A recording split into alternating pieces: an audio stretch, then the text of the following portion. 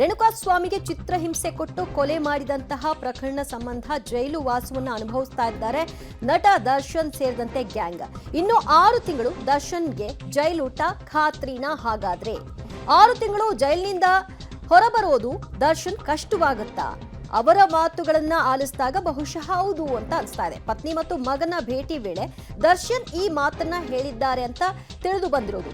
6 ತಿಂಗಳು ಎಲ್ಲವನ್ನೂ ಕೂಡ ಸಹಿಸಿಕೊಳ್ಬೇಕಾಗಿದೆ, ಬಂದದ್ದನ್ನ ಫೇಸ್ ಮಾಡಬೇಕಾಗಿದೆ. ಪದೇ ಪದೇ ಬಂದು ನೀವು ಕೂಡ ತೊಂದರೆ ತಗೊಳ್ಬೇಡಿ ಅಂತ ನಿನ್ನೆ ಅಷ್ಟೇ ಪುತ್ರ ಮತ್ತು ಪತ್ನಿ ಇಬ್ರು ಕೂಡ ದರ್ಶನ್ರನ್ನ ಭೇಟಿ ಮಾಡಿದಂತಹ ಸಂದರ್ಭದಲ್ಲಿ ದರ್ಶನ್ ಆಡಿದಂತಹ ಮಾತದು. ಹಾಗಾದ್ರೆ 6 ತಿಂಗಳು ಜೈಲು ವಾಸವನ್ನ ಅನುಭವಿಸಲೇಬೇಕಾಗತ್ತಾ? ಯಾವ ಕಾರಣಕ್ಕಾಗಿ ದರ್ಶನ್ 6 ತಿಂಗಳನ್ನ ಹೇಳಿದ್ರು? ಬೇಲ್ ಸಿಗಲ್ವಾ? ಹಾಗಾದ್ರೆ ಪರಪನಗ್ರಹಾರ ಜೈಲಿಗೆ ನಿನ್ನೆ ಭೇಟಿ ಕೊಟ್ಟಿದ್ದು ಪತ್ನಿ ಮತ್ತು ಮಗ ವಿನೀಶ್ ಮತ್ತು ವಿಜಯಲಕ್ಷ್ಮಿ ಇಬ್ರು ಕೂಡ ದರ್ಶನ್ ಅವ್ರನ್ನ ಕಾಣಬೇಕು ಅನ್ನೋ ಸಲುವಾಗಿ ನಿನ್ನೆ ಹೋಗಿದ್ರು. ಅವರ ಭೇಟಿಗೆ ಅವಕಾಶವೂ ಕೂಡ ಸಿಕ್ಕಿತ್ತು. ಈ ಸಂದರ್ಭದಲ್ಲಿ ಪುತ್ರನನ್ನು ನೋಡಿ ತಬ್ಬಿ ಕಣ್ಣೀರು ಹಾಕಿದ್ರು. ಪದೇ ಪದೇ ಜೈಲಿಗೆ ನನ್ನನ್ನು ನೋಡೋಕ್ಕೆ ಬರಬೇಡಿ, ನೀವು ತೊಂದರೆ ತಗೊಳ್ಬೇಡಿ.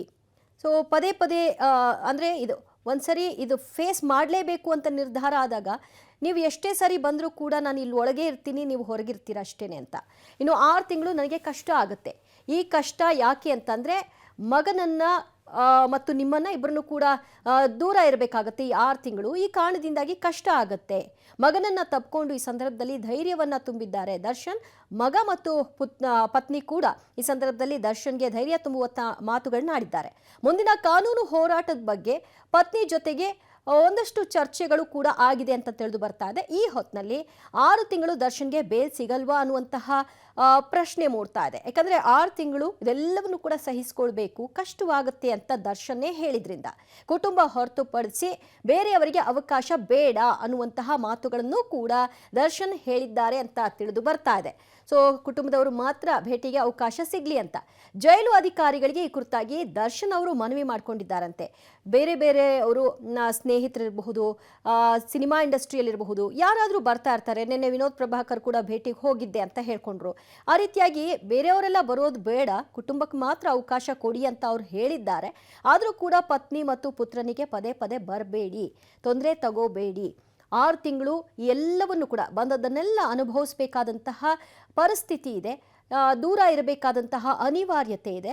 ಸೊ ಎಲ್ಲವನ್ನು ಕೂಡ ಧೈರ್ಯವಾಗಿ ಫೇಸ್ ಮಾಡೋಣ ಅಂತ ಧೈರ್ಯದ ಮಾತುಗಳನ್ನು ದರ್ಶನ್ನೇ ಹೇಳಿದ್ದಾರೆ ಅಂತ ತಿಳಿದು ಬರ್ತಾ ಇದೆ. ಇದು ನಿನ್ನೆ ವಿಜಯಲಕ್ಷ್ಮಿ ಮತ್ತು ವಿನೀಶ್ ಇಬ್ಬರು ಕೂಡ ದರ್ಶನ್ರನ್ನ ಭೇಟಿ ಮಾಡಿದಂತಹ ಸಂದರ್ಭದಲ್ಲಿ ಅವರ ನಡುವೆ ಆದಂತಹ ಮಾತುಗಳು. ಮತ್ತಷ್ಟು ಮಾಹಿತಿ ಪಡೆಯೋಣ ನಮ್ಮ ಪ್ರತಿನಿಧಿ ಅಂಬರೀಶ್ರಿಂದ. ಅಂಬರೀಷ್, 6 ತಿಂಗಳು ಕಷ್ಟ ಆಗುತ್ತೆ, ಸಹಿಸಿಕೊಳ್ಬೇಕು. ದರ್ಶನ್ ಈ ಮಾತನ್ನ ಆಡಿದ್ದು, ಹಾಗಾದ್ರೆ 6 ತಿಂಗಳ ಕಾಲ ಜೈಲುವಾಸ ಫಿಕ್ಸಾ, ಬೇಲ್ ಸಿಗಲ್ವಾ? ಈ ರೀತಿಯ ಪ್ರಶ್ನೆಗಳಿಗೆ ಚರ್ಚೆಗೆ ಅವಕಾಶವಾಗ್ತಾ ಇದೆ.